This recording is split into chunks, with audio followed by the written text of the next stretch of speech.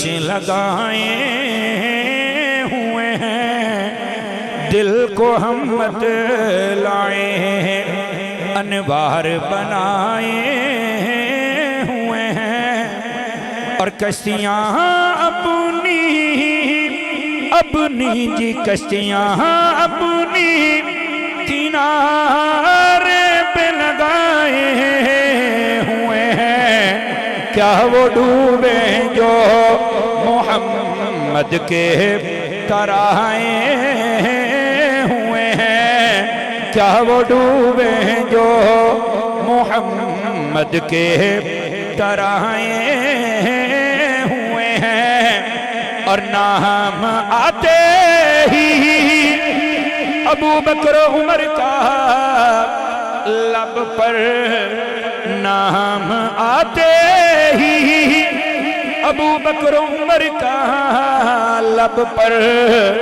ارے کیوں بگڑتا ہے وہ پہلو میں سلائے ہوئے ہیں، کیوں بگڑتا ہے وہ روضے میں سلائے ہوئے ہیں۔ اور شاہ صاحب نے جب یہ نعت لکھی تو مدینہ شریف میں تھے نا، تو جہاں حضور کا چہرہ اقدس آتا وہاں نہیں جاتے تھے جالیوں کے سامنے، تو کسی نے پوچھا کیوں نہیں آتے؟ اب یہ سارا منظر لکھا، کہتے ہیں شرم عصیاں سے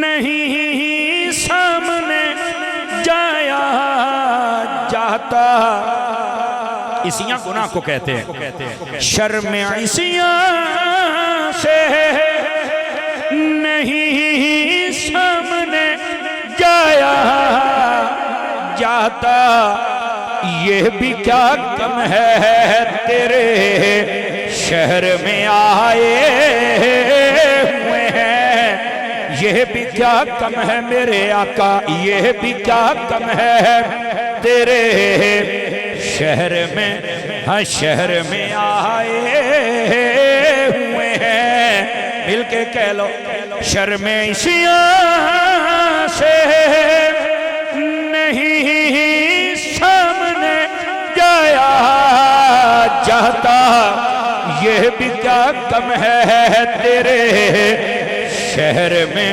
ہاں شہر میں، ہاں شہر میں آئے ہوئے ہیں، مل کے کہہ لو اللہ مدینے کی تجلی سے لگائے ہوئے ہیں۔ آخری شعر ویسے بہت ہیں لیکن آخری پڑھ رہا ہوں، شاہ صاحب کیا فرماتے ہیں؟ آپ فرماتے ہیں کیوں نہ پلڑا جی کیوں نہ پلڑا تیرے احمال کا باری ہو نصیر، کیوں نہ پلڑا میرے اعمال کا باری ہو نصیر، ارے اب تو میزان پہ سرکار بھی آئے ہوئے ہیں، اب تو میزان پہ سرکار بھی، ہاں سرکار بھی آئے ہوئے ہیں، لو مدینے کی تجلی سے لگائے ہوئے ہیں، دل کو ہم مت لائے ہیں، انوار بنائے ہوئے ہیں، دل کو ہم مت لائے۔ آمین والصلاة والسلام علی خاتم الانبیاء والمرسلین، اما بعد فاعوذ باللہ من الشیطان الرجیم، بسم اللہ الرحمن الرحیم، قال اللہ تبارک و تعالی فی القرآن المجید والبرہان الرشید، قل بفضل اللہ وبرحمتہ فبذلک فلیفرحوا هو خیر مما یجمعون، صدق اللہ العظیم، ان اللہ وملائکتہ یصلون علی النبی یا ایہا الذین آمنوا صلوا علیہ وسلموا تسلیما۔ درود پاک سبھی حضرات محبت کے ساتھ پڑھ لیجئے۔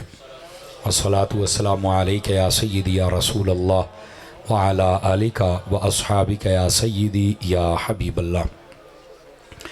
انتہائی محترم و معزز بزرگوں، نوجوان دوستوں، عزیز بچوں، اللہ رب العزت کی فضل و توفیق سے ہم سب آج کی اس خوبصورت سالانہ محفل میں شریک ہیں، جس کا ٹائٹل تو میلاد النبی ہے، مگر یہ ایصال ثواب ہے۔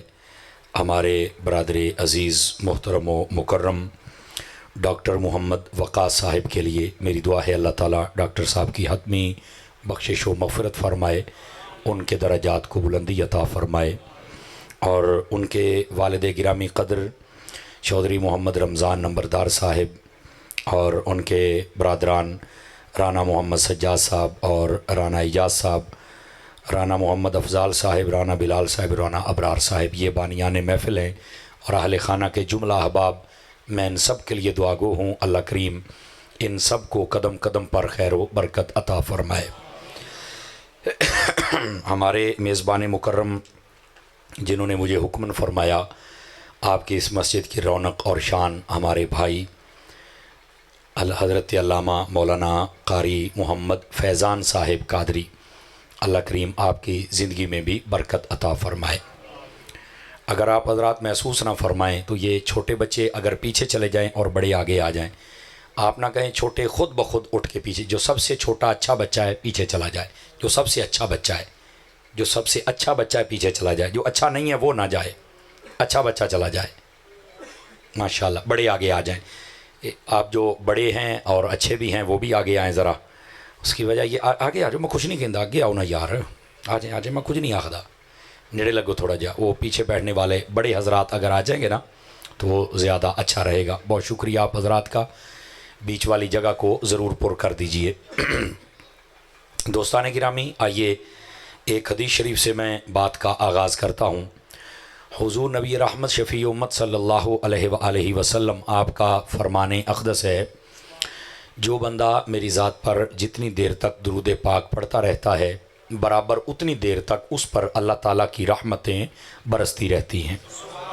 فرمایا بندے کی مرضی ہے کہ وہ درود زیادہ پڑھے یا تھوڑا پڑھے، اس واسطے علماء فرماتے ہیں کہ جب رحمت ہی برستی ہے تو پھر ہمیں درود پاک زیادہ پڑھنا چاہیے۔ اللہ کریم ہمیں عمل کی توفیق عطا فرمائے۔ عزیزان گرامی قدر، مجھے جو قاری محمد فیضان صاحب نے فرمایا کہ میلاد النبی کے حوالے سے جو ہمارا اہل سنت کا عقیدہ ہے وہ ہمیں ضرور سنایا جائے، میں انشاءاللہ یہی عرض کروں گا، لیکن ابتداً جس مقصد کے لیے ہم جمع ہیں وہ ہے ایصال ثواب۔ یاد رکھیے رحمت عالم صلی اللہ علیہ وآلہ وسلم آپ نے ارشاد فرمایا، جب کوئی بندہ فوت ہو کے قبر میں چلا جاتا ہے تو کچھ اعمال ہیں جن کا ثواب قبر میں پہنچایا جاتا ہے۔ یہ مشکات شریف کے اندر حدیث موجود ہے جو میں آپ کو سنا رہا ہوں۔ پوچھا گیا کہ وہ کیا کیا چیزیں ہیں جن کا ثواب قبر میں پہنچتا ہے، تو فرمایا سب سے پہلے اس مرنے والے کا کوئی صدقہ جاریہ، وہ جو صدقہ کرتا تھا اپنی زندگی میں، اس نے مسجد بنائی، مدرسہ بنایا، اس نے کسی غریب کی مدد کی، اس نے کوئی ایسا اچھا کام کر دیا جس سے لوگ فائدہ اٹھاتے رہے، تو فرمایا اس کا ثواب جب تک وہ چیز رہے گی اللہ تعالیٰ اس کا ثواب قبر میں اس کو عطا فرماتا رہے گا۔ یہ پہلی بات۔ دوسری بات یہ ہے، فرمایا کہ اس بندے نے اگر کوئی قرآن اپنے ہاتھ سے لکھا ہے، قرآن ہاتھ سے کتابت پہلے کی جاتی تھی، تو جب تک وہ قرآن رہے گا تو اس کو ثواب قبر میں دیا جاتا رہے گا۔ اور آج کل علماء فرماتے ہیں کہ قرآن اگر کوئی لکھ نہیں سکتا، لائبریری بنا دے یا قرآن لے کے رکھ دے تو اللہ اس کو بھی ثواب عطا فرماتا ہے۔ ہمارے بعض لوگ رمضان شریف آتا ہے تو وہ کہتے ہیں کہ میں مسیتے 2 قرآن رکھنے نے، یہ چنگی گل ہے، قرآن رکھو، لیکن کدی یہ مہربانی بھی فرماؤ کہ آ کے ویکھو مسیتے پہلوں بہت سارے قرآن پے نے، کو پڑھن والے بندے لب کے لے آؤ۔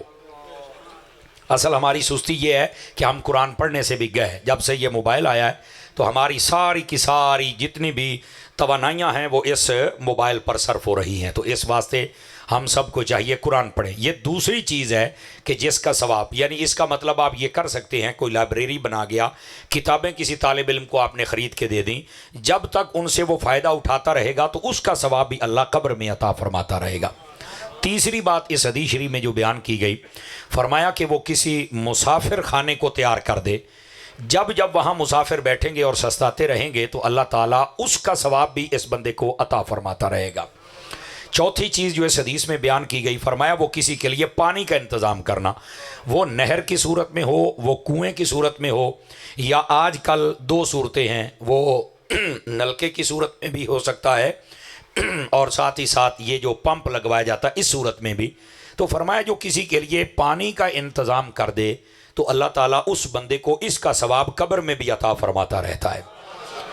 یہ چوتھی چیز ہے۔ علماء فرماتے ہیں کہ یہ وہ اعمال ہیں کہ جن کا ثواب اللہ قبر میں عطا فرماتا ہے، لیکن یہاں ایک پانچویں چیز بھی بیان کی، فرمایا وہ یہ ہے کہ مرنے والے کی اولاد اگر اس کے لیے دعائے مغفرت کر دے تو اللہ اس کا ثواب بھی قبر میں پہنچا کر اس بندے کے گناہ معاف کر کے اس بندے کی اللہ تعالیٰ بخشش و مغفرت فرما دیتا ہے۔ یہ 5 چیزیں نبی پاک علیہ السلام نے ارشاد فرمائی۔ اچھا، یہ مختلف روایات کے اندر اور مضمون بھی موجود ہے کہ اگر کوئی مسلمان جو زندہ ہیں وہ ایسا عمل کر دیں جو اللہ کی بارگاہ میں مقبول ہو جائے تو اللہ تعالیٰ اس کو قبول کر کے مرنے والے کی بخشش و مغفرت فرما دیتا ہے۔ اسی کے عنوان کو مکمل کرتے ہوئے محبوب پاک علیہ السلام کی ایک حدیث اور سناتا ہوں۔ نبی رحمت علیہ السلام نے ارشاد فرمایا جب تمہارے ہاں کوئی بندہ فوت ہو جائے تو اس وقت تم کیا کرو؟ فرمایا اقرؤوا یاسین علی موتاکم، فرمایا جب تمہارے ہاں کوئی فوت ہو جائے تو پھر اس پر سورہ یاسین پڑھا کرو۔ یہ نبی پاک علیہ السلام نے خود قرآن پڑھنے کا حکم ارشاد فرمایا ہے۔ تو اس واسطے علماء فرماتے ہیں اس کا ایک مطلب یہ ہے کہ جب کوئی فوت ہو جائے تو آپ وہاں پر چل کر بھی، یعنی آپ جیسے گھروں کے اندر میت اور لاش پڑی ہوتی ہے تو بجائے رونے کے اور واویلا کرنے کے بہتر یہ ہے کہ سبھی وہاں پر سورہ یاسین کی تلاوت فرمائیں۔ ایک یہ مطلب ہے، اور ایک اس کا یہ مطلب ہے کہ جب تم قبرستان جاؤ تو فرمایا جس بھی قبر کے پاس بیٹھو تم وہاں اگر یاسین پڑھ دو تو اللہ اس کا ثواب بھی قبر والے کو عطا فرما دیتا ہے۔ تو یہ ہمارے دین میں اس چیز کی گنجائش ہے کہ جب کوئی زندہ بندے نیک اعمال کریں تو اللہ قبول کر کے مرنے والے کی بخشش و مغفرت فرما دیتا ہے۔ اور اسی مضمون کے متعلق ایک روایت اور بھی سماعت کر لیجئے۔ رحمت عالم صلی اللہ علیہ وآلہ وسلم آپ نے ارشاد فرمایا مل میت فی القبر الا کالغریق المتغوص، فرمایا مرنے والا اس کی مثال ایسے ہے جو قبر میں گیا ہے جیسے کوئی بندہ دریا میں گر گیا ہے۔ تو پوچھا ایک بندہ دریا میں گر گیا، ایک بندہ قبر میں گر گیا، تو ان دونوں کا کیا ماجرا، کیسے یہ مثال سمجھی جائے؟ فرمایا جو دریا میں گرتا ہے نا تو آپ دیکھیں عمومی طور پر اب یہ سیلابی صورتحال ہے، اللہ ہمارے ملک کو محفوظ فرمائے، اور بالخصوص جہاں جہاں سیلاب ہے اللہ جلد ان لوگوں کو اس مصیبت سے باہر نکالے۔ تو جو لوگ بیچارے پھنسے ہیں وہ پھر ہاتھ مارتے ہیں، پکارتے ہیں کہ کسی طرح مجھے بچایا جائے۔ فرمایا اسی طرح کہ جیسے کوئی دریا میں گر جائے، پانی میں، نہر میں، تو وہ کوشش کرتا ہے اور پکارتا ہے کہ مجھے کوئی بچائے۔ فرمایا جو بندہ قبر میں جاتا ہے تو وہ بھی پکارتا ہے کہ مجھے کوئی بچائے۔ کیسے؟ فرمایا ینتظر لہ دعوۃ من اب او اخ او صدیق تلحقہ فی القبر، قبر والا انتظار کرتا ہے کہ میرا باپ، میری ماں، میرے بھائی اور میرے دوست احباب میرے لیے دعا کر دیں کہ اللہ ان کی دعا قبول کر کے مجھے اپنے غضب سے دور کر کے اپنی رحمت کا قرب عطا فرما دے۔ سمجھ آ رہی ہے حضرات آپ کو؟ تو یہ ایسے اعمال ہیں کہ بندہ اگر مرنے والے کی طرف سے کر دے تو اللہ تعالیٰ قبول بھی فرماتا ہے اور مرنے والے کی بخشش و مغفرت بھی فرما دیتا ہے۔ عزیزان مکرم، لیکن یہاں مجھے بڑی خوشی ہوئی، مجھے چند دوستوں نے بتایا کہ ہمارے جو ڈاکٹر محمد وقاص صاحب مرحوم تھے وہ ایک رحم دل انسان تھے، وہ لوگوں کے ساتھ اچھائی اور ہمدردی اور حسن اخلاق کے ساتھ پیش آنے والے افراد میں سے تھے، اور ان کے لیے میرا خیال ہے آپ اکثر جو اپنا سر ہلا کے گواہی دے رہے ہیں تو یہ اللہ کے بندے اس کے لیے گواہی دے رہے ہیں کہ وہ ایک اچھا انسان تھا۔ اور نبی پاک نے یہاں تک فرمایا، آپ فرماتے ہیں کہ جب کوئی بندہ فوت ہو جائے نا تو اس کے بعد تمہیں اس کا تذکرہ کرنا پڑے تو کیسے کرو؟ تو نبی پاک علیہ السلام نے فرمایا اذکروا محاسن موتاکم، فرمایا جب تمہارے ہاں کوئی فوت ہو جائے نا تو مرنے والے کی تعریفیں بیان کیا کرو، جو اس کی اچھائیاں ہیں ان کو بیان کیا کرو۔ کیوں؟ فرمایا تمہاری اس تعریف کے بدلے میں اللہ اس کی بخشش و مغفرت فرما دیتا ہے۔ تو اس واسطے ہمیں چاہیے کہ ہم اپنے مرحومین کی جو اچھائیاں ہیں ان کو ہم یاد کریں تاکہ اللہ تعالیٰ اس کی بخشش و مغفرت فرما دے۔ ظاہر سی بات ہے ڈاکٹر صاحب نے اچھے اعمال کیے ہیں اور لوگوں کے ساتھ ہمدردی اور حسن اخلاق اس کا ثواب ملے گا۔ نبی پاک علیہ السلام تشریف فرماتے، توجہ ہے نا سب حضرات کی، توجہ کیجئے گا، تو آپ کے پاس نا ایک عورت کا تذکرہ ہوا، میری مائیں بہنیں سن رہی ہیں وہ بھی ذرا غور سے سماعت کریں، اور ہم مردوں کو بھی یہ غور سے سننا چاہیے۔ نبی پاک علیہ السلام سے سوال ہوا ایک قبیلے کی عورت کا، کہ بظاہر کہا کہ وہ عورت اس کے اعمال کوئی زیادہ اچھے نہیں ہیں، اچھے کا مطلب بھی زیادہ نمازیں اور نوافل اور تسبیحات وہ یہ نہیں کر سکتی، لیکن حضور اس کا اخلاق بہت اچھا ہے، یعنی وہ نہ تو اپنی بہوؤں کو ستاتی ہے، نہ ہی اپنی بہنوں کو تنگ کرتی ہے، نہ ہی اپنے پڑوس والوں کو تنگ کرتی۔ کئی عورتوں کی عادت ہوتی ہے نا کہ بس آگ ہی لائی رکھنی ہے تو بجھن دینی ہی نہیں، سمجھ آ رہی نا، گھر میں معاشرے میں شوہر کے ساتھ بچوں کے ساتھ نوہاں دے نال ہر ویلے با تندور ہی تائی رکھنا ہے۔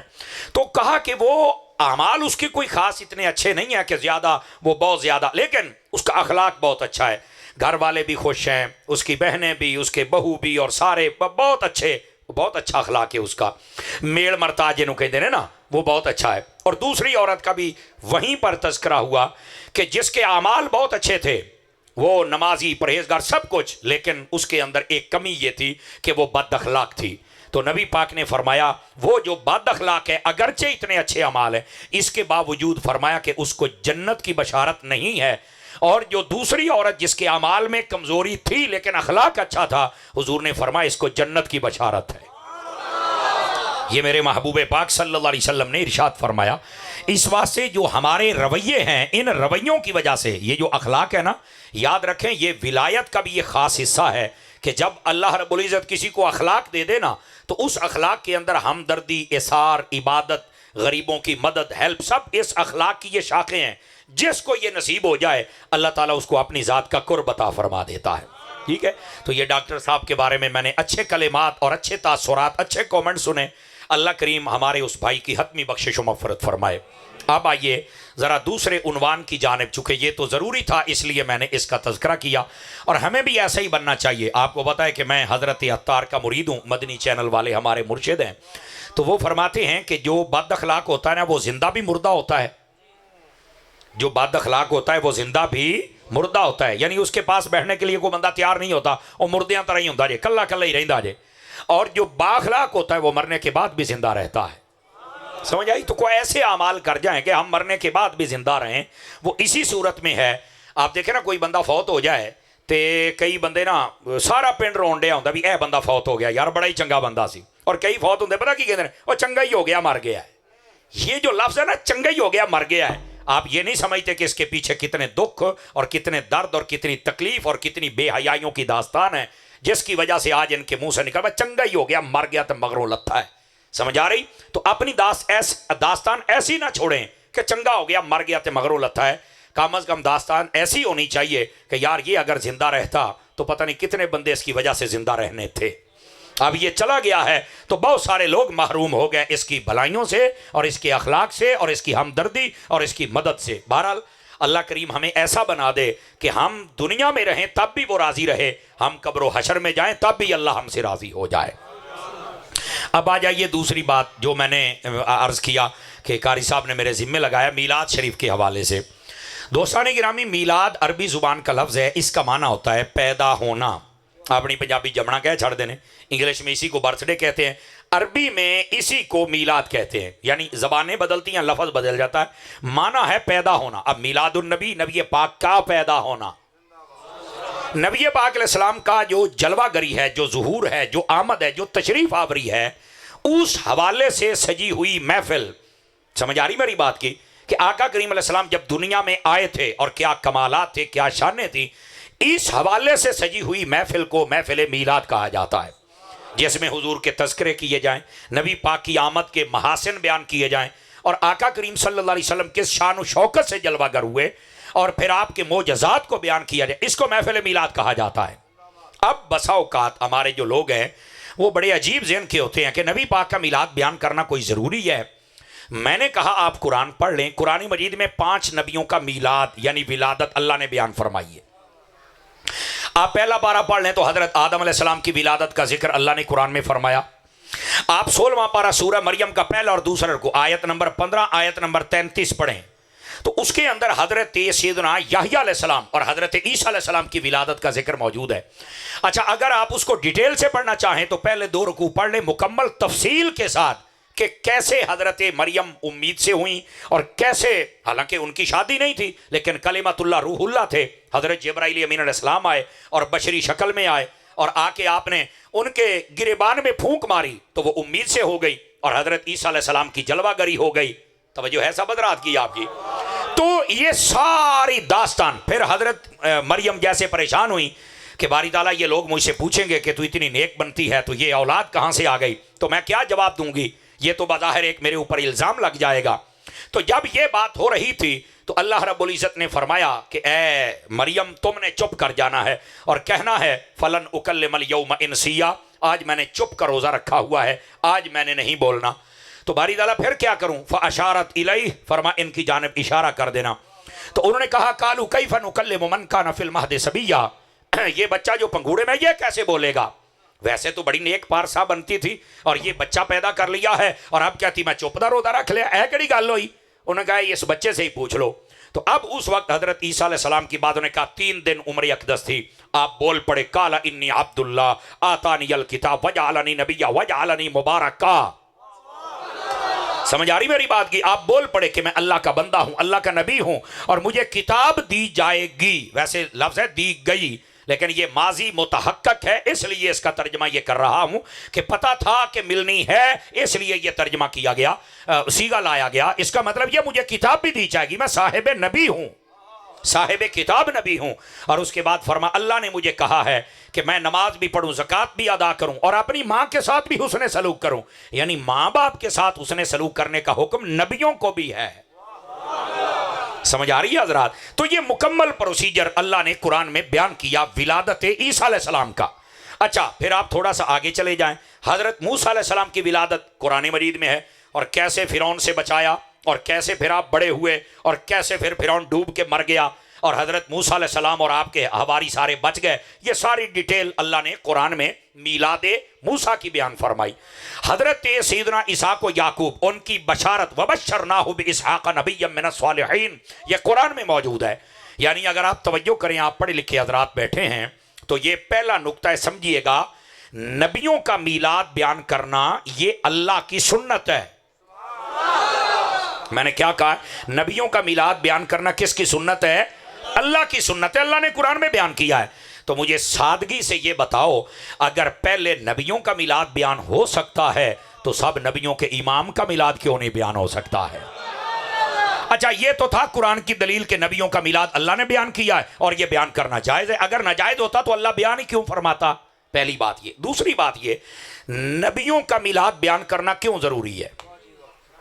توجہ ہے سب حضرات کی؟ یہ کیوں ضروری ہے؟ اس کے کافی جواب ہے۔ پہلا جواب سنیے، نبیوں کا میلاد بیان کرنا اس لیے ضروری ہے کہ نبیوں کے ہوتے بڑے کمالات، معجزات اور بڑی شانیں، لوگ ان کو دیکھ کر کہیں خدا نہ سمجھ بیٹھے، اس لیے میلاد بیان کرنا ضروری ہے۔ کیوں؟ اس لیے کہ ان کو پتہ چل جائے کہ جو پیدا ہوتا ہے وہ بندہ ہوتا ہے اور جو پیدا نہ ہو وہ خدا ہوتا ہے۔ سمجھ آ رہی ہے حضرات؟ تو نبی پاک کا میلاد، جو کہتے ہیں میلاد بیان کرنا شرک ہے، میں نے کہا جاہلو، میلاد بیان کرنا شرک نہیں ہے، یہ تو شرک کی جڑ کاٹی جا رہی ہے۔ چونکہ اللہ وہ ہے جو پیدا نہیں ہوتا اور نبی وہ ہے جو پیدا ہوا ہے۔ سمجھ آئے؟ نبی کی ولادت بیان کر کے ہم تو بیان کر رہے ہیں کہ یہ نبی اللہ کے بندے ہیں، اللہ نہیں ہے۔ تو یہ تو شرک کی جڑ کاٹی جا رہی ہے اور لوگ کہتے ہیں شرک ہے، پتہ نہیں کتوں کمڑی قوم ساڑھے پیڑ پہ گئی جناب، جن کو اتنی تمیز بھی نہیں ہے کہ میلاد کا مطلب نبی کی ولادت کو بیان کرنا، اور جس کی ولادت ہو جائے وہ خدا نہیں ہو سکتا۔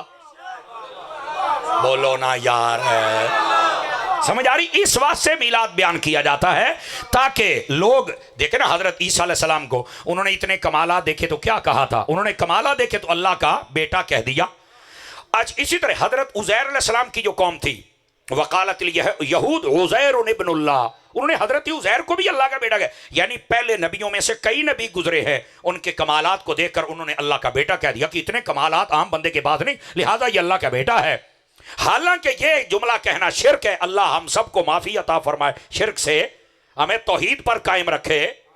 سمجھ آ رہی ہے؟ تو میں نے کہا توحید پر اگر نہ بیان کیا جائے میلاد تو حملہ ہو سکتا ہے۔ کیسے کہ کوئی نبی کے کمالات دے کے کہہ سکتا ہے کہ اتنے کمال کسی اور کے نہیں، یہ خدا کا بیٹا ہے استغفر اللہ.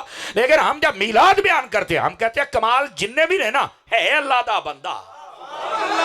اب سمجھ آ رہی ہے آپ حضرات کو؟ اس لیے میلاد بیان کرنا ضروری ہے تاکہ شرک کی جڑ کٹ جائے، پہلی بات. دوسری بات یہ ہے نبی پاک کا میلاد یعنی آپ کی ولادت بیان کرنا اس لیے بھی ضروری ہے تاکہ پتہ چل جائے کہ جس نبی کی ولادت اتنے شانوں والی ہے وہ ہمارے جیسا نہیں ہو سکتا.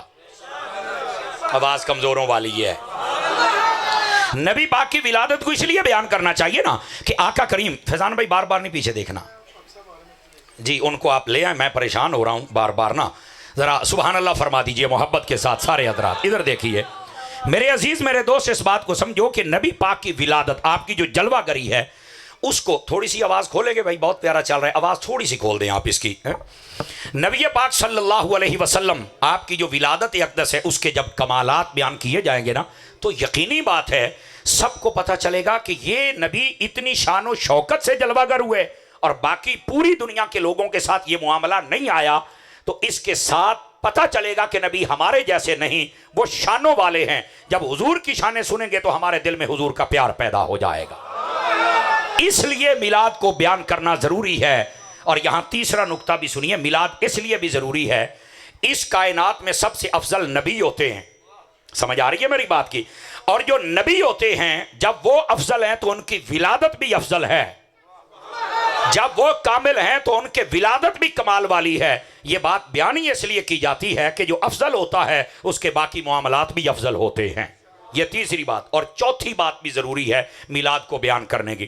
لوگ تو چاہتے ہیں کہ یہ میلاد نہ ہو اور دنیا نبی پاک کو بھول جائے.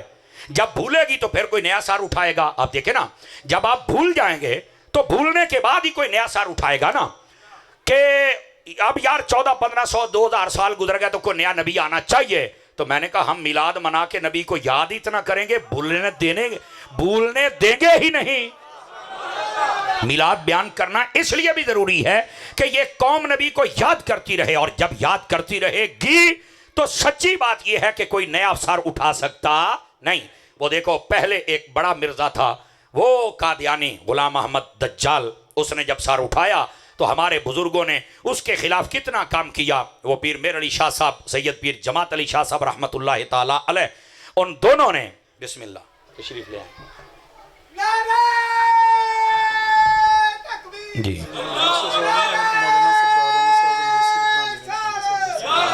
اچھا عالم دین کی نام ہے؟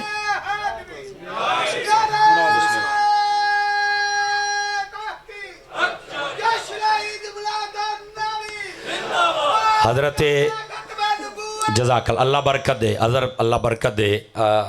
ہمارے بزرگ عالم دین استاذ العلماء یادگار اسلاف حضرت علامہ مولانا قاضی محمد یوسف صاحب دامت برکاتہم العالیہ، مجھے بڑی خوشی ہوئی کہ یہ ہمارے قاری فیضان صاحب کے تایا ابو جان ہیں اور حضور سیدی و سیدنا محدث اعظم رحمۃ اللہ تعالی علیہ آپ کے قدموں میں بیٹھ کر کئی سال تک درس نظامی کے اسباق پڑھاتے رہے ہیں.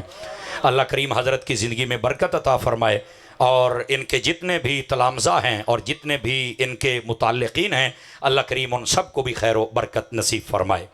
حضرات اگر آپ توجہ فرمائیں تو جو میں بات کہہ رہا تھا اس بات کو آگے کر سکتا ہوں اگر سبحان اللہ فرمائیں تو. میں عرض یہ کر رہا ہوں کہ نبی پاک کی ولادت کو بیان کرنا کیوں ضروری ہے، یعنی اس کی جو امتیازی حیثیت ہے وہ کیوں ضروری ہے کہ بیان کیا جائے. 3 پوائنٹ میں نے بیان کیا، اب چوتھا سنیے گا کہ لوگ یہ چاہتے ہیں کہ کسی طرح نبی کو بھلا دیا جائے اور جب بھول جائیں گے تو کوئی نیا سر اٹھائے گا. میلاد مصطفیٰ یہ اس لیے بھی کیا جاتا ہے تاکہ لوگ نبی کو یاد کریں اور جو ختم نبوت کا پرچار ہے وہ ہوتا رہے کہ ہم نبی کو یاد اتنا کریں گے کوئی نیا سر اٹھا سکتا ہی نہیں ہے. اور یہ جو میلاد ہے یہ ختم نبوت کا بہترین پرچار ہے کہ اس کے اندر نعرے لگتے ہیں کہ وہ نبی آ گئے جو تاجدار ختم نبوت ہے. سمجھ آ رہی نا میرے عزیزو؟ تو نبی پاک علیہ السلام کے میلاد کو بیان کرنا اس لیے بھی ضروری ہے کہ لوگ اپنے نبی کو یاد کرتے رہیں اور نبی کے ساتھ جڑے رہیں. جتنے مرضی فتنے آ جائیں پر یہ امت اپنے نبی کے ساتھ جڑی رہے. یہ میلاد بیان کرنے کا چوتھا مقصد ہے. اب آ جائیے ذرا اگلی بات بھی آپ کی خدمت میں عرض کروں. نبی پاک صلی اللہ علیہ وسلم آپ کا جو میلاد اقدس ہے، آپ کی ولادت، یہ کس طرح انوکھی ہے میں نے پہلے بتایا جب نبی انوکھے ہوتے ہیں تو ان کی ولادت بھی انوکھی ہوتی ہے۔ علماء نے لکھا ہے، علامہ ابن جوزی سے لے کر آج کے رائٹر جتنے ہیں آپ ان سب کو پڑھ لیں، ان سب نے لکھا نبی پاک علیہ السلام کی آمد جس سال ہونی تھی، اللہ رب العزت نے پورے سال وقفے سے بارشیں عطا فرمائیں۔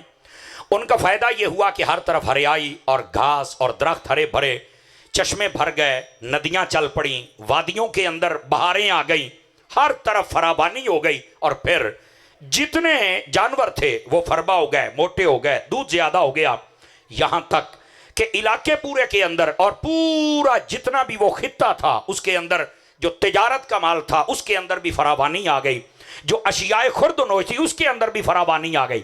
یہی وجہ ہے نبی پاک علیہ السلام کی جو ولادت کا سال ہے اس کو عام الفرحت والابتہاج کہا جاتا ہے کہ یہ وہ سال ہے جس کے اندر بڑی بہاریں بھی آئی تھی اور بڑی خوشیاں بھی آئی تھی۔ کیوں نہیں آنی تھی؟ اصل وہ آئے ہیں جن کے صدقے میں ساری بہاریں آئی ہیں۔ ٹھیک ہے، اچھا پھر اگلا کام کیا ہوا کہ نبی پاک علیہ السلام نے جس دن تشریف لانا تھا وہ خاص گھڑیاں اللہ رب العزت نے فرشتوں میں اعلان کر دیا کہ سب سے پہلے جنت کو سجایا جائے، جنت کے دروازے کھولے جائیں۔ یہ علماء نے لکھا، میں گپ نہیں سنا رہا آپ کو۔ اور اس کے بعد فرمایا جہنم کے دروازے بند کیے جائیں، آگ کو ٹھنڈا کیا جائے یا کم از کم اس کو کم ضرور کیا جائے۔ اور اس کے بعد کیا فرمایا؟ ساری عورتیں جتنی آج جن کو اولاد دینی ہے فرمایا کسی کو بیٹی نہ دی جائے، بیٹے دیے جائیں۔ اس رات کوئی کائنات میں بیٹی نہیں پیدا ہوئی۔ کیوں؟ فرمایا کہ وہ معاشرے میں بیٹی جب پیدا ہوتی تو ان کے منہ ٹیڑھے ہو جاتے تھے، وہ پریشان ہو جاتے تھے۔ فرمایا آج ہم نے کسی کو پریشان نہیں کرنا چونکہ ہمارے حبیب کی آمد ہو رہی ہے، تو اللہ نے کسی کو بھی بیٹی عطا نہیں کی، سب کو بیٹے عطا کیے تاکہ ان کو آٹومیٹک خوشی مل جائے۔ ابھی تو کسی کو پتہ نہیں کون آ رہے ہیں، لیکن اللہ نے بیٹے بانٹے۔ ہم چاول بانٹتے ہیں، مٹھائیاں بانٹتے ہیں، وہاں بیٹے بانٹے گئے تھے۔ سمجھ آ رہی ہے؟ اچھا، محبوب پاک علیہ السلام آپ جب خاص گھڑیاں دنیا میں جلوہ گری ہونے کی، توجہ فرمائیے گا، حضرت اماں آمنہ رضی اللہ تعالی عنہا آپ، اور یہ خصائص کبریٰ امام سیوطی کے پڑھیں اس کے اندر یہ مضمون موجود ہے۔ فرمایا کہ حضرت عثمان بن ابی العاص کی والدہ نبی پاک کے پاس تھیں، وہ فرماتی ہے کہ اس رات کا ماحول جو تھا نا وہ بڑا ہی ایک میٹھی میٹھی ہوا تھی، اور نہ زیادہ گرمی نہ زیادہ سردی، میٹھا ماحول تھا۔ فرمایا چاند اور ستاروں کی روشنی بھی لگتا زیادہ تھی، اور جب میں کسی کام کے لیے کمرے سے باہر نکلی نا تو میں نے دیکھا کہ آسمان کے ستارے بالکل چھت کے قریب آئے، تو میں ڈر کے پھر اندر بھاگ گئی۔ تو باقی عورتوں نے پوچھا کیا ہوا ہے تمہیں؟ تو کہنے لگی آج تو ستارے بالکل چھت کے قریب ہیں، مجھے لگا ٹوٹ کر نہ گر جائیں۔ تو یہاں علماء نے لکھا ہے یہ ستارے نبی پاک علیہ السلام کی ولادت پر آمنہ کے گھر پر چراغاں تھی کہ حضور کی جلوہ گری ہو رہی ہے۔ سمجھ آ رہی ہے حضرات؟ تو میں نے کہا کہ اگر ہم ستارے نہیں لا سکتے تو کم از کم ہمیں یہ لڑیاں ہی لگانے دے دی جائے نا، اس کے اوپر بھی لوگوں کو تکلیف ہوتی ہے۔ تو یہ ستارے نیچے آنے کی روایت امام سیوطی نے لکھی ہے۔ عرض یہ کر رہا ہوں کہ محبوب پاک صلی اللہ علیہ وسلم کی ولادت پر اس لیول کا انتظام خود میرے رب نے فرمایا تھا۔ اور پھر اگلی بات توجہ فرمائیے گا ذرا میری طرف تاکہ میں اگلی بات بھی عرض کروں، اور اس بات کو ذرا سمجھیے گا۔ بات یہ ہے حضرت اماں آمنہ کیا بیان کرتی ہیں؟ آپ فرماتی ہیں کہ میں نے جب دیکھا، اب یہ باتیں یہ بھی امام سیوطی نے لکھا ہے، فرماتی ہے کہ میں نے دیکھا کہ ایک جھنڈا مشرق میں، ایک مغرب میں، ایک کعبے کی چھت پہ لگا کون رہا ہے؟ جبرائیل امین علیہ السلام لگا رہے ہیں۔ میں نے کہا جتنے اختلاف رکھنے والے مذہب ہیں وہ دیوبندی ہوں یا وہابی ہوں، بغیر لڑائی جھگڑے کے آپ یہ کتابیں اٹھا کے پڑھ لیں، آپ کو تمہاری تنظیم کا جھنڈا نظر نہیں آئے گا، تمہارے مولوی اور جماعت کا جھنڈا نظر نہیں آئے گا، حدیثوں میں ایک ہی جھنڈا نظر آئے گا اور وہ میلاد مصطفیٰ کا جھنڈا نظر آئے گا، جو کہ اس رات مغرب مشرق میں بھی لگا، مغرب میں بھی، اور کعبے کی چھت پر بھی لگا۔ وجہ کیا ہے؟ کہ یہ نبی پاک کا میلاد ہو رہا ہے۔ تو اگر پھر بھی کوئی کہے کہ یہ جھنڈا لگانا کہاں لکھا ہوا ہے، اللہ کے بندے حدیث پڑھو گے تو ملے گا نا کہاں لکھا ہوا ہے۔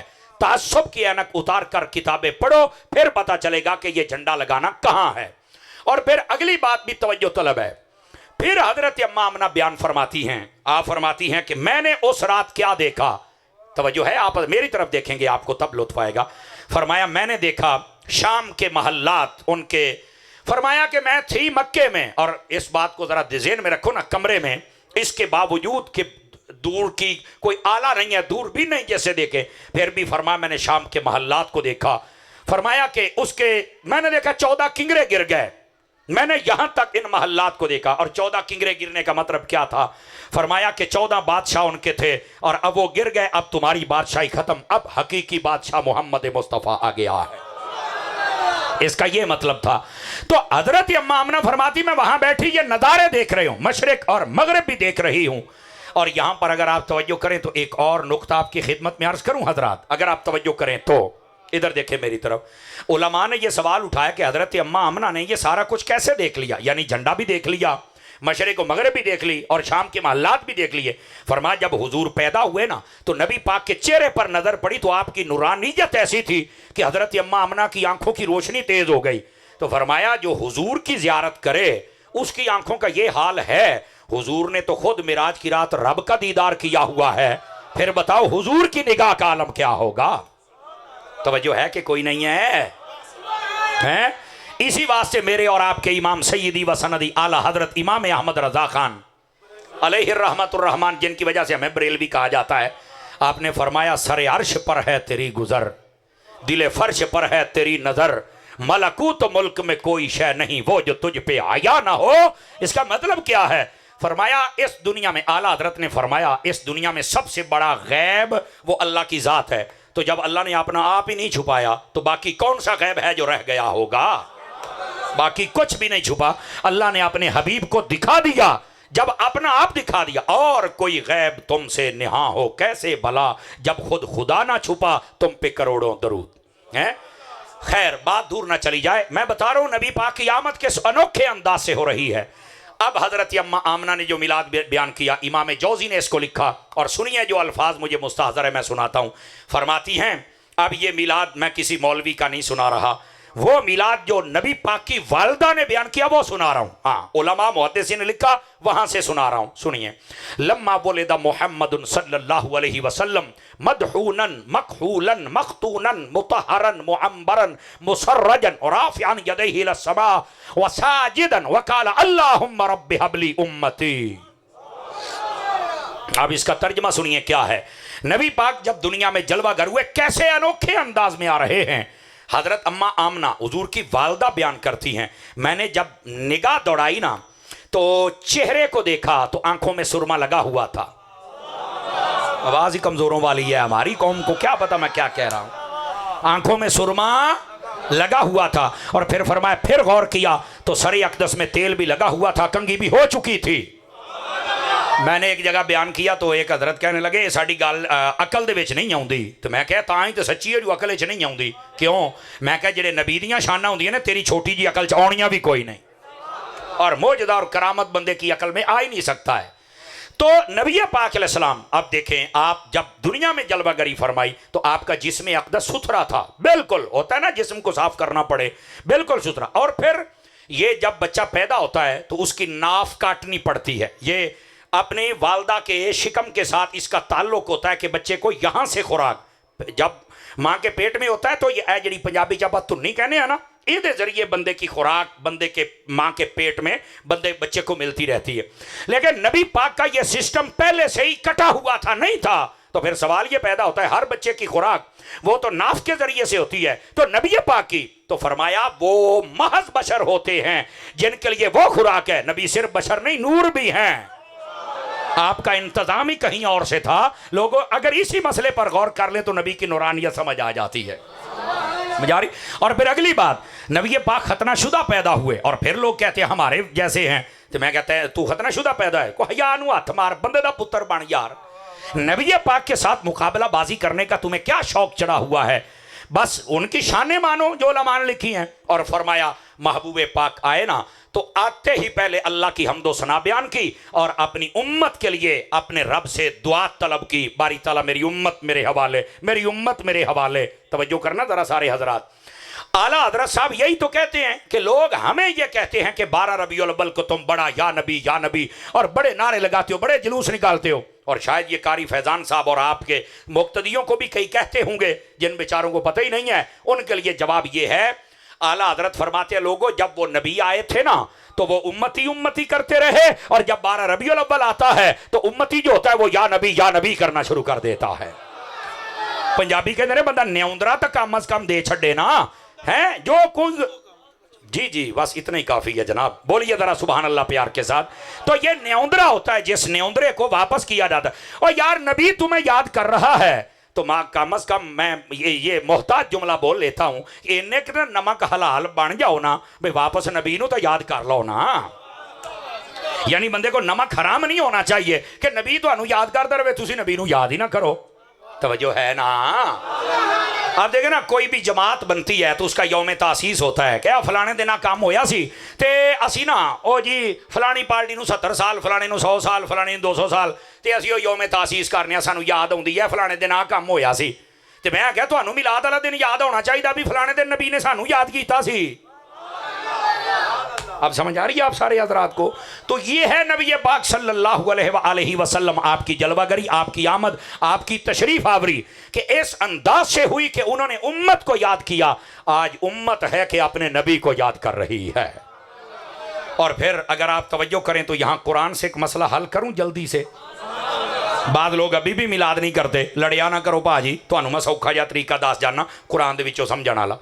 अल्लाह ने कुरान मजीद में फरमाया लक़द जाअकुम रसूलुम मिन अनफुसिकुम, फरमाया ताकीक बेशक आ गए रसूल अजमत वाले तुम्हारी तरफ। इधर एक बारी मेरे हाल वेख्या जे, ओ भाई इधर वेखो मेरे हाल, मैं तुम्हें मसला समझाता बैठा, गौर कीजिएगा। अल्लाह फरमाता है आ गए रसूल तुम्हारी तरफ, अजमत वाले रसूल। तीसरी बारी फिर तर्जमा सुनो, अल्लाह फरमाता है अजमत वाले रसूल आ गए तुम्हारी तरफ। मुफ्ती आम यार खनैमी कहते हैं लड़िया ना करो जेड़े मिलाद नहीं करते। क्यों? फरमाया जे दयाल रसूल आए ने उन्होंने मिलाद करना है ना, तो जिन्होंने अजे पता ही को नहीं लगे उन्होंने कमलिया ने की करना है, उन्होंने उन्होंने हाल ते छड़ दो। अल्लाह फरमाता लक़द जाअकुम रसूल आ गया तुम्हारी तरफ। दसो भी आए ने कि नहीं आए ने, ते फिर मनाओ मिलाद। यही तो असल गल है, जब नबी आ गए तो मिलाद करना चाहिए, ये असल मतलब है। लेकिन मुफ्ती साहब कहते हैं जिनके आए हैं वो करते हैं ना, तो जेड़े अजे शक दे विच ने जदों पक हो जाएगा तां कर लिया जे साडे कोल टाइम है नहीं लड़न दा, असीं ते हजूर दे गीत गाउणे ने। तो नबी पाक सल्लल्लाहु अलैहि वसल्लम आपकी जो आमद, आपकी जलवागरी, इसका जिक्र कुरान में बेशुमार मकामात पर मेरे हबीब पाक सल्लल्लाहु अलैहि वसल्लम आप जलवागर हुए इस अंदाज के साथ, इस शान और शौकत के साथ। आप बताएं जब नबी पाक के लिए ये कलिमात बयान किए जाएं, ईमान से बताएं दिल में मोहब्बत पैदा होती है हुजूर के कि नहीं पैदा होती है? और असल मकसद ही ये होता है कि तकरीर की जाए तो लोगों के दिलों में हुजूर का प्यार पैदा हो जाए, नबी पाक से मोहब्बत और अकीदत हो जाए, और फिर इस अंदाज से कि वो नबी आते ही हमारी खैर मांग रहे हैं। कई बंदे सानू पूछते हैं ना कारी साहब मिलाद कौन करे, तो मैं देसी जिहा बंदा तो मैं पहलों कहता हूं भी बंदे दा पोत करे। हाँ, और फिर अगर कोई दलील मांगनी है तो दलील किया है, तो मैंने कहा देखो ना जब तक नबी पाक नहीं आए थे माँ बाप को मंडियों में बेचा जाता था।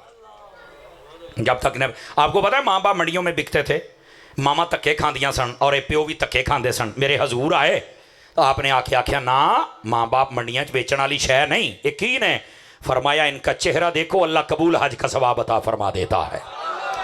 ये मेरे नबी ने फरमा, अगर हजूर ना आते माँ प्यो ने तो पूछना ही किसी नहीं सी। ते हुण जेड़ा कहंदा मिलाद कौन करे, मैं कहा जे तेरे माँ प्यो नूं इज्जत मिली है हजूर दी वजह तो ते कर, ते जे तेरे माँ प्यो जलील होने तो फिर ना कर।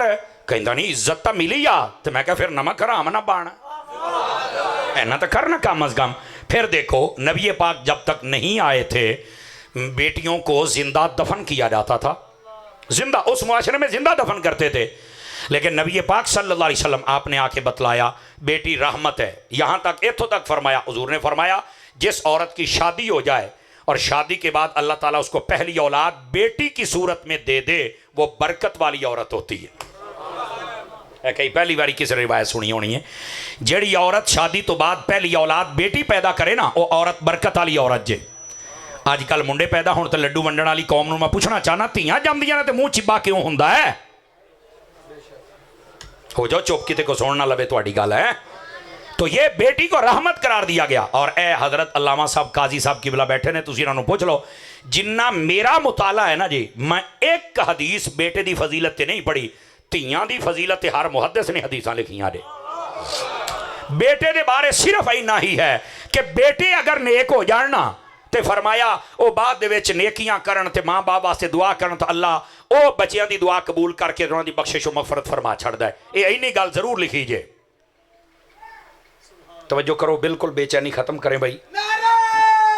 ایک منٹ اللہ تینوں برکت عطا فرمائے. تو بار بار جدو سجے کھبے ویکھدے پے میرے کو تقریر نہیں ہوندی پئی. تھوڑی جا مہربانی کرو یار, آپ ہی آ جان گے جن آنا ہویا. ہاں میں تھوڑا جا پریشان ہوں پیا, تو میں پوری صلاح بنائی بیٹھا تقریر سناؤن دی نا جی. آج کل تو یقین کریں میرے لیے پرابلم یہ بھی ہے, تھوڑا جا سمجھاؤ کلپ کٹ کے مولوی صاحب نے فلانے نو ایداں کہتا ہے, او اسی پریشان بھی یار اتنے سمجھانا بھی ساڈے واسطے عذاب ہے نا. تے مہربانی کرو میرے حال دے اتنے یار, ایویں سجے کھبے ویکھی جاندے ہو, تقریر گول پہ کر دے ہو. سبحان اللہ فرماؤ پیار دے نال. بات یہ عرض کر رہا ہوں کہ نبی پاک صلی اللہ علیہ وآلہ وسلم آپ نے بیٹی کو مقام اور عزت دی. آج کل کی بیٹیوں سے میں گزارش کروں گا کہ آپ کو بھی شریعت کی باغی نہیں ہونا. آپ کو ہمیشہ نبی پاک کی سنت پر عمل کرنا چاہیے اور دین کے مطابق آپ کو زندگی بسر کرنی چاہیے, چونکہ جتنی عزت اور رسپیکٹ آپ کو نبی دے کے گئے ہیں آپ کو زمانے میں کوئی نہیں دے سکتا. تمہیں تو زندہ دفن کیا جاتا تھا, لیکن آج تم اپنے باپ کی آنکھوں کا نور بن کے گھر میں رہتی ہو, تو یہ صدقہ ہے ولادت مصطفیٰ کا. اگر میرے حضور نہ آتے تو تمہیں کوئی نہ پوچھتا. لیکن آج باغی مت بنو, آج دین کی باغی مت بنو, حضور کی باغی مت بنو. اور پھر جب یہ بغاوت پہ اترتی ہیں تو کبھی ان کی لاش کسی نہر سے ملتی ہے, کبھی گند کے ڈھیر سے ملتی ہے. اور آپ نے دیکھا ہوگا کئی ٹک ٹاکریں بن جاتی ہیں, شرم و حیا کی چادر بھی اتاری, جسم کی چادر بھی اتاری. اور پھر دیکھو حمیرہ اصغر نامی عورت ہے, کراچی میں 6 مہینے مری پڑی رہی, گل گئی سڑ گئی, پوچھنے والا کوئی نہیں. اور پھر کئی لبرل انٹیاں آ گئیاں جو کہتی تھی ہمارا معاشرہ کتنا بیس ہو گیا, انہوں کسی نے پوچھے ہی نہیں.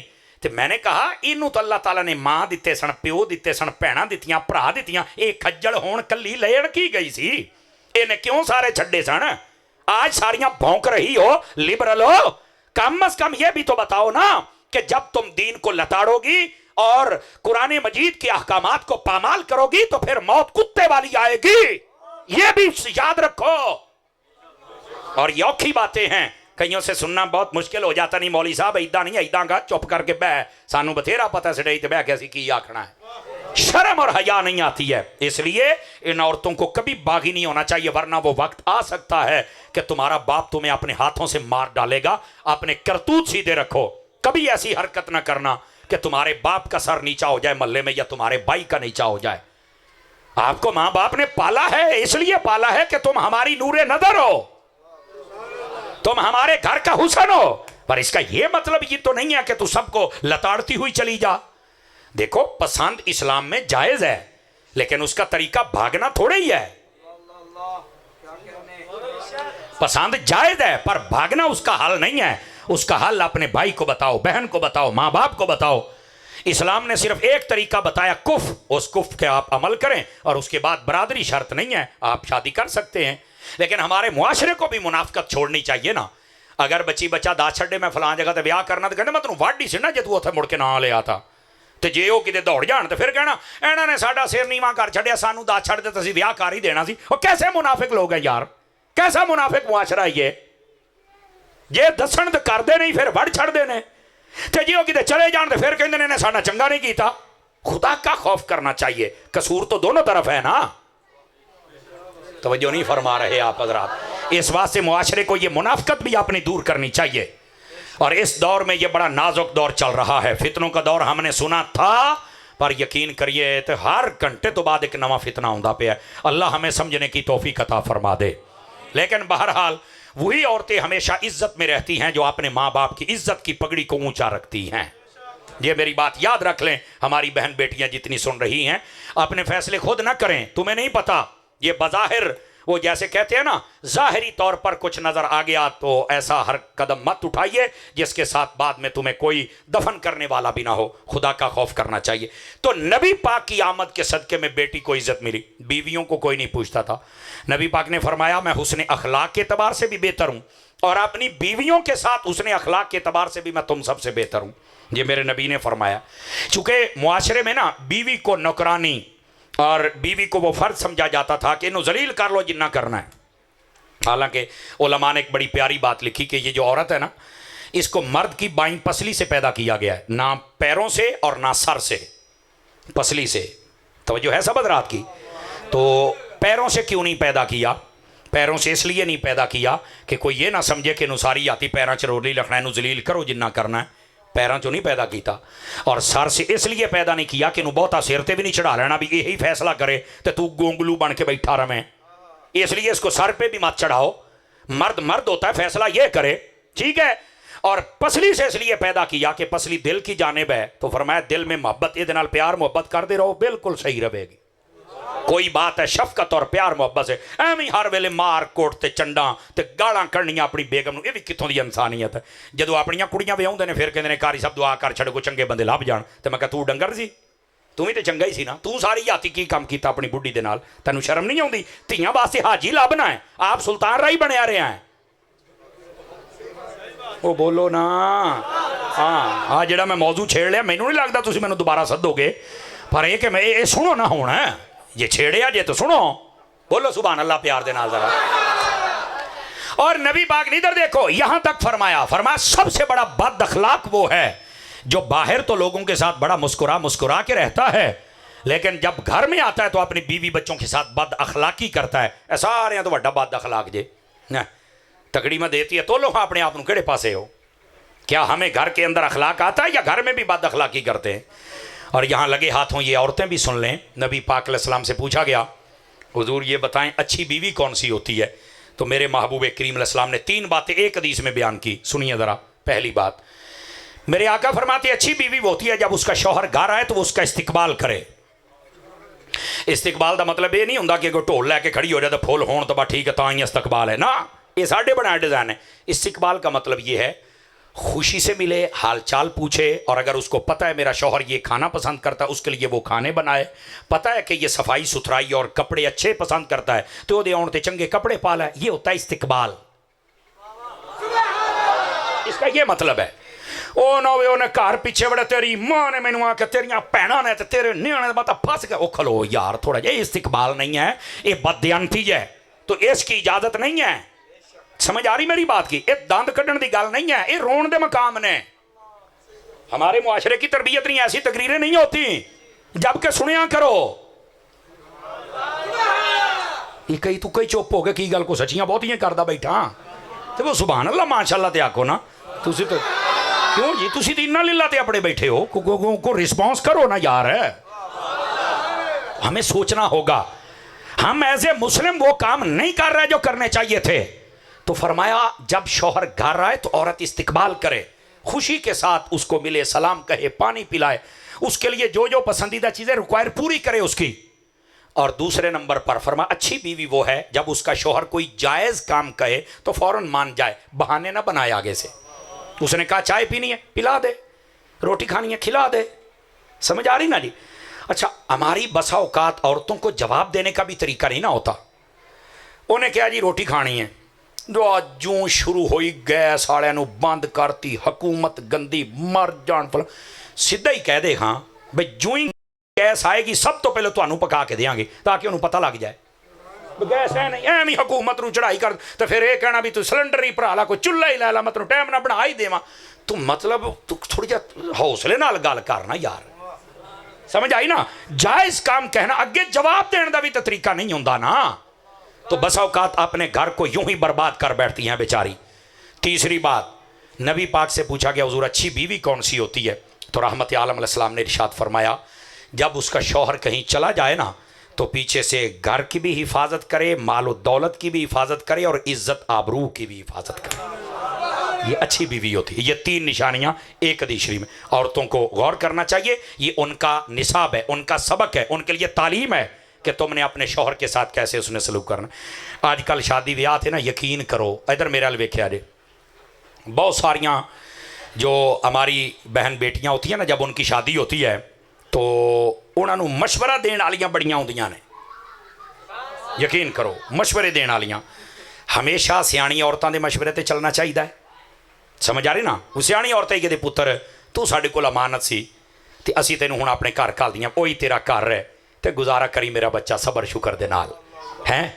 ते जिहड़ियां सहेलियां आईयां होंदियां ने वो कार दे विच बैठी दे कंच नस नस के मशवरे, पता नहीं किहड़े मशवरे जिहड़े तेरे रह गए ने जनाब, ਨਸੀਆਂ ਨਸੀਆਂ ਗਈਆਂ, ਛੂ ਛੂ ਕੰਜ ਕੀਤੀ ਦੌੜਾਈਆਂ, ਛੂ ਛੂ ਕੀਤੀ ਦੌੜਾਈਆਂ। ਉਹ ਅਸਲ ਉੱਥੇ ਯਕੀਨ ਕਰੋ ਉੱਥੇ ਉਹ ਆਖਰੀ ਗੱਲਾਂ ਹੁੰਦੀਆਂ ਜੇ ਜਿਹਦੇ ਨਾਲ ਘਰ ਵਸ ਵੀ ਸਕਦਾ, ਉੱਜੜ ਵੀ ਸਕਦਾ। ਕਈ ਔਰਤਾਂ ਨੂੰ ਇਹ ਮਸ਼ਵਰੇ ਦਿੱਤੇ ਜਾਂਦੇ ਨੇ, ਗੱਲ ਨਾ ਸੁਣੀ ਕਿਸੇ ਦੀ, ਥੱਲੇ ਨਹੀਂ ਲੱਗਣਾ, ਆਪਣੀ ਮਰਜ਼ੀ ਨਾਲ ਸੌਂ, ਮਰਜ਼ੀ ਨਾਲ ਉੱਠੀ। ਵਾਹ, ਇਹ ਕਿਹੜੀ ਤਾਲੀਮ है। अगर मेरे नबी की लाडली शहजादी वो घर के काम कर सकती है तो हमारी बहन बेटियां क्यों नहीं कर सकती? अगर वो मौला अली की इज्जत और एहतराम करती हैं तो हमारी बहन बेटियां क्यों नहीं अपने शौहर का एहतराम और इज्जत कर सकती? आपको पता है, अगर औरत को पता चल जाए ना कि मैंने अपने शौहर को मनाना कैसे, सारा काम हो जाता है। मैं आपको एक बात सुना देता हूँ। हज़रत सुल्तान बाहू का नाम सुना है ना आपने? इनकी वालदा का नाम है हज़रत रास्ती बीबी। रास्ती, हज़रत सैयदा रास्ती बीबी आपका नाम है। हज़रत रास्ती बीबी ये नेक खातून थी और आपकी शादी हो गई सुल्तान बाहू के वालिद के साथ, बाज़ैद मोहम्मद उनका नाम है। उनके साथ आपका निकाह हो गया और वो बड़े ज़िम्मेदार थे, आवान बरादरी से है, ठीक है। और आवान कबीला भी चलते चलते पीछे मौला अली से जा मिलता है, ये भी याद रखना, ठीक है। आवान इसलिए कहते हैं, आवान मदद करने वाले को कहते हैं। ये मशहूर थे कि अमूमी तौर पर जहाँ दीन पर हमला होता है ये चल के मदद करते हैं दीन की। बाकी और भी इनकी होगी खाने शान, एक ये भी है। ये बड़े ज़िम्मेदार थे और बड़ी ज़मीनें थी। शादी होगी रास्ती बीबी के साथ, तवज्जो मेरी तरफ रखना। रास्ती बीबी बड़ी नेक खातून थी और ये जो आपको पता है ज़मीना जायदादा ज़्यादा होने तो अमूमी तौर पर बंदे गाफिल होंगे ने। तो आपके वालिद अभी तक अपने एक मौज मस्ती की ज़िंदगी बसर कर रहे थे। रास्ती बीबी ने ना आख्या, जब शादी होके इनके घर आई तो कहा हुजूर नमाज पढ़ लो। और फरमाया चल अपनियां पढ़, अपने वास्ते पढ़। डर गई भी, बड़ा दबके वाला बंदा है, समझ आ रही ना। लेकिन तरीका कैसा था, मुसल्ला बिछाया है, सर्दियों का मौसम सी, पानी तत्ता किया है तो सराहने रखा है, तो उठाउण का तरीका वेखो, पैर घुटन लग पईयां ने। नहीं तवज्जो फरमाई ना। अजकल दियां बीबियां करके विखाओ ना अपने बंदे, ले मैं क्यों करा, आपे पैरो सुता पैरो अलार्म ला लो, आपे उठ खलो, मैं क्यों करा जनाब। थोड़ी आकड़ कर बीबी, थोड़ी आकड़ कर, तेरा शौहर है, समझ आ रही ना। थोड़ा थोड़ा मेहरबानी कर, ठीक है, मिठा घट रख। हज़रत रास्ती बीबी ने पैर शर कुटिया, आप उठे। ओ कौन है? हजूर तुहाडी नुकरानी ते तुहाडी खादमा आ, नमाज का टाइम करीब हो, अपनी पढ़ तू, आपे ही पढ़ लांगा मैं। आप नमाज पढ़ी, सिर सजदे रखिया ते बड़ियां ही रोइयां। बारी ताला बदल देना दिल है, बदल देना दिल है। थोड़ा रहिंदा सी नमाज का टाइम, दोबारा फिर आईयां, पैर कुट्टे ते नाल पैर चुम भी लै हैं। हजूर उठो। आखिर बंदा जिन्ना मर्जी गुस्से वाला होवे, अगला बंदा इन्ने अखलाक ना पेश आवे। अच्छा यार जे तू हुण इन्ने तरले ही पई करनी है तो लिया उरे पानी करा वुज़ू, मैं पढ़ लेना फिर नमाज। बोलो तो सही ना यार, मेरी बाएं बहनें जरा गौर करे ना, अंदाज क्या था। लो जी वुज़ू किया है ते हज़रत रासी बीबी ने उन्होंने मुसल्ले ते खड़ा करता। मुसल्ले ते जदों खड़े होए ना ते नमाज पढ़न लग पे, बीबी ने झोली चुक दी ते रोन लग पईयां। बारी ताला इत्थों तक लियाउणा मेरा काम सी, हुण ते दिल बदल देना अपने बंदे दा, हुण तेनू नेक बना, हुण तेनू नमाजी बना। बस वो बीबी रास्ते रोजाना नमाज तो पहलो मुसल्ला विच जांदा है, पानी आ जाता है, कोई और हजूर नमाज का टाइम, हजूर नमाज का टाइम। लो जी अल्लाह ने ऐसी जिंदगी बदली कि बीबी रास्ती तो नेक है ही ऐसी, वो हजरत बाज़ैद भी ऐसे सालेह बने कि अल्लाह ने जदों दोनों नू रंग लाया ना ते पहला पुत्र हजरत सुल्तान बाहू पैदा होए सन। समझ आइए कोई नहीं आई आप सारे हजरात नू। तो मेरे दोस्त सानू ये गल्लां सोचनियां चाहिदियां ने और बिलखुसूस आ जड़ियां साड़ियां मावां भैणां ने ना, इन्हां नू चाहिदा कि खुद भी नेक नमाजी बनो और अपने घर वाले नू इस तरह बनाओ। बल्कि अगर तवज्जो करो तो पुत्त बवेगा थले, ओए बह जा खा थले, की है इत्थे चौल वंड हुंदे पे ने, बह जाओ, गल सुनो मेरी, बह जाओ पुत्र, इधर देखो। यही मारना है ना, वीडियो वाले जदों चढ़ाया करो विचों कट दिया करो यार, तुहाडी मेहरबानी। साडी एक कौम असी बड़ी गंदी कौम नाल साडा वास्ता पै गया, जिहड़ी सोशल मीडिया ते बैठी है ना, वो हुण तुहानूं तो पता भी है किन्ना नाचदे फिरदे ने, मैं रोकना तो है। वो कहते हैं मौली साहब ने फलाने को जलील कर दिया, फलाने को, खुदा जलील करे जिहड़े इदां दे क्लिप बनाते हैं, उन्हां दियां नस्लां नूं भी जलील करे जिहड़े दीन तो एतबार उठाण दी कोशिश करते हैं। लेकिन तुसीं ये गल्लां समझिया करो, ये तुहाडा हक है, इहनूं हर चीज़ नूं विचों कट दिया करो। ले आओ देखो फिर उठ के टुर पिया जनाब, ਉਹ ਬਹਿ ਜਾਓ, ਕੀ ਕਿਹੜੇ ਕੰਮੀ ਪੈ ਗਏ ਹੋ ਯਾਰ। ਇਹ ਹੋਰ ਨੇ ਪੁੱਤਰ ਜਿਨ੍ਹਾਂ ਨੇ ਕੰਨ ਤੇ ਉਂਗਲੀਆਂ ਰੱਖ ਕੇ ਜੁੜ ਜਾਣਾ ਹੈ। ਮੈਂ ਹੋਰ ਹਾਂ, ਮੈਂ ਕਲਾਸ 'ਚ ਬਹਿਣ ਵਾਲਾ ਬੰਦਾ, ਮੇਰੀ ਮਜਬੂਰੀ ਹੈ ਯਾਰ, ਮੇਰੀ ਸੁਣ ਲਓ ਮਜਬੂਰੀ। ਸੁਭਾਨ ਅੱਲਾਹ ਫਰਮਾਓ ਪਿਆਰ ਦੇ ਨਾਲ। ਪਤਾ ਨਹੀਂ ਹੁਣ ਕਿਹੜੀ ਗੱਲ ਕਰਨ ਲੱਗਾ ਸੀ, ਉਹ ਸਾਰਾ ਤਕਰੀਰ ਹੀ ਭੁੱਲ ਜਾਂਦੀ ਹੈ ਕਿਹੜੇ ਪਾਸੇ ਬੰਦਾ ਜਾਵੇ ਜੀ। हज़रत सुल्तान बाहू रहमतुल्लाह ताला अलैह। तो मैं अर्ज़ कर रहा था कि औरत को चाहिए अपने शौहर को वो नेक बना सकती है, समझ आई ना, ये अंदाज़ रखे ना तो वो नेक बना सकती है। हो ही नहीं सकता इन्हें एहतराम दे नाल आखे तो तेरी गल ना मन्ने, लेकिन इन्हां शौहरां नूं भी चाहिए कि तुसी भी अगे एहतराम करया करो ना। अल्लामा प्रोफैसर सईद अहमद असद साहब उन्हां दे वालिद गिरामी फ़कीउल असर मुफ्ती अमीन साहब रहमतुल्लाह अलैह आपने किताब लिखी हकूक़ ज़ौजैन, उहदे अंदर आपने एक गल लिखी है। पूछा गया कि चंगा शौहर केड़ा हुंदा है, तो फरमाया ये भी ना दसीए गंदा केड़ा हुंदा है। ए हुण सुनो जिन्ने बैठो, तुहाडी वारी आ गई है, नाल ही चुप हो गया जनाब, पता नहीं हुण होण की लगा है। सुनो ज़रा, फरमाया कि सब तो गंदा शौहर वो है जब उसके घर आने का टाइम हो ना, बीवी भी डर जाए, बच्चे भी डर जाए, और बीवी अपने बच्चों का छेती सौ जाओ नहीं तो बला आउंदी पई जे, छेती सौ जाओ, आया जे इन्हें कुटना बहुत जे, लो जी आ सारियां तो गंदा बंदा जे। इत्थे जिन्ने बैठे हो गौर करो, अगर कोई इंदा है तो तेनू मैं चंगा किद्दां समझा काका, समझ आई। और अच्छा बंदा कौन सा है, फरमाया जब उसके घर आने का टाइम हो जाए तो उसका घर में इंतजार किया जाए, अच्छा खाना पका हुआ है, बच्चे कहन असी उसले ताई नहीं खाना जेले ताई साडा अब्बू ना आ जाए, और बाप के पास बैठकर हंसें खेलें हैं, उसके साथ खुल जाए कि ऐ साडा अब्बा आ गया, कदी को मोढ़ियां दे गोई दा। फरमाया ये अच्छा शौहर होता है। लो जी हुण दसो केड़े हो तुसी, मैनू समझ आ गई है। अपने आप नू बदलो, तुसी भी बदलो अपने आप नू, रवैये बदलो काका। हमारे अंदर भी बड़े कसूर हैं, हम चाहते हैं हमारी बीवियां ठीक हो जाएं, तुसी कदों ठीक होना है, समझ आ गई है। गिरामी कदर हजरात, ये दोनों को चाहिए अपनी जिम्मेदारी पूरी करें। बल्कि हदीस शरीफ यहाँ तक मौजूद है, तवज्जो है तो सुनाऊँ आप हजरात को। नबी पाक सल्लल्लाहु अलैहि वसल्लम आपने फरमाया जब शादी हो जाए ना, मियाँ बीवी को चाहिए एक दूसरे की दीन पर मदद करें। तो कहा दीन पर कैसे मदद करें, तो हदीस में जो मिसाल दी गई वो ये है, फरमाया फजर में जिसकी पहले आंख खुली वो दूसरे को उठाए, जिसकी पहले आंख खुल जाए वो दूसरे को उठाए, ये बताया गया। बिस्मिल्लाह। आकिब साहब कैसे हैं आप, ठीक हैं जी, अल्लाह पाक आपको बरकत अता फरमाए।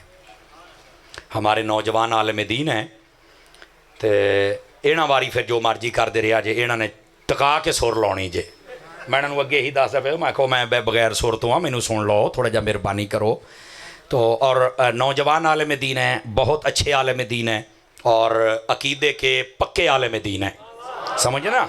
असल इस दौर में मसला ये है कि लोग अकीदे में कमज़ोरियाँ दिखाते हैं, लेकिन हमारे भाई को अल्लाह सेहत सलामती दे, खैर व बरकत दे, बहुत अच्छे। और इनका जो निस्बत है वो है आस्ताना लिया कोटला शरीफ से। ज़ाहिर सी बात है वो तो आस्ताना गैरतमंदों का है ना, ठीक है। अल्लाह करीम हमारे भाई की आवाज़, अंदाज़ और परवाज़ में बरकत अता फरमाए। इंशाअल्लाह सोर भी तो गोर भी हर शय तुहानूं सुनाणगे। तो मैं हाँ सादा बंदा, आखिरी गल है तो तुहाडी मैं जान छड़ के जांदा पिया जे। इधर वेख्या जे, मेरी गल सुन लो, मैं आखिरी बात सुना रहा हूँ, तवज्जो है हजरात की। नबी पाक अलैहिस्सलाम ने फरमाया मियाँ बीवी जब इनकी शादी हो जाए ना, तो इनको चाहिए दीन पर एक दूसरे की मदद करें। हदीस शरीफ में मिसाल क्या दी गई कि अगर फजर में किसी की एक की आंख खुली है तो दूसरा उसको उठाए। और मिसाल पता क्या दी गई, अगर मियाँ उठा है और उसने बीवी को उठाया, या बीवी उठी उसने मियाँ को उठाया है, और वो वज़ू करके वापस आया और देखा कि दुआ जी सुता पे है, तो फरमाया गीले हाथ के छींटे उसके मुंह पे मारे, गिले छिट्टे उसके मुंह पे मारे। पूरा जाग नहीं जे डोलना, सिर्फ छिट्टे ही मारने जे, समझ आ रही है। ये भी एक मोहब्बत की अलामत होती है, और इसके साथ भी उसको एहसास हो जाता है कि इन्हें नमाज़ पढ़ ली तो मैं क्यों नहीं भी पढ़ दी, तो पढ़नी चाहिए। ये है अंदाज़ हमारे दीन के सिखाने का। बात कहीं दूर न चली जाए, नबी पाक की आमद का सदका माँ बाप को इज़्ज़त मिली, बेटियों को, बीवियों को, हमारे गुनाहों पे पर्दे पड़ गए, हमारे चेहरे सलामत हैं। तो जिस नबी का सदका इतने कर्म हुए, उसका मातम नहीं बनता, उसका मीलाद ही बनता है। लेकिन ये मीलाद का मकसद भी अर्ज़ कर रहा था कि नमाज रोज़े की पाबंदी हमारे ऊपर ज़रूरी है, और अखलाकियात हमारे लिए ज़रूरी हैं। बिलखसूस अपने घरों का माहौल, इसको दुरुस्त रखना ये हमारे ऊपर ज़रूरी है। अल्लाह ताला हमारे भाई قاری محمد فیضان صاحب ان کو خیر و برکت دے، ہمارے برادر عزیز ہمارے بزرگوار علامہ قاضی محمد یعقوب صاحب یوسف صاحب دامہ اقبال ان کی صحت میں برکت دے۔ میں علماء کافی سارے دیکھ رہا ہوں، کئی کسر نفسی کرتے پیچھے بھی کھڑے ہیں، اللہ ان سب کو خیر و برکت دے اور آپ کے تمام گاؤں والوں کو خیر سلامتی اور صحت عطا فرمائے، آمین۔ ایتھے رکھ ہن ایڈا سریلا نعت خان آیا بیٹا، ہن مینوں دے سامنے اچھا بھائی اے کھول بھائی، جی میں کھول دے نا نعت خانہ واری فولے دے ایکو میکو چیکو ہر چے کھول دے ہوں، وہ مجھے نعت کا کہہ رہا ہے تو میں کہا چلو نعت سنا دیتا ہوں، پڑھیے بھی درود پاک صلی اللہ علیہ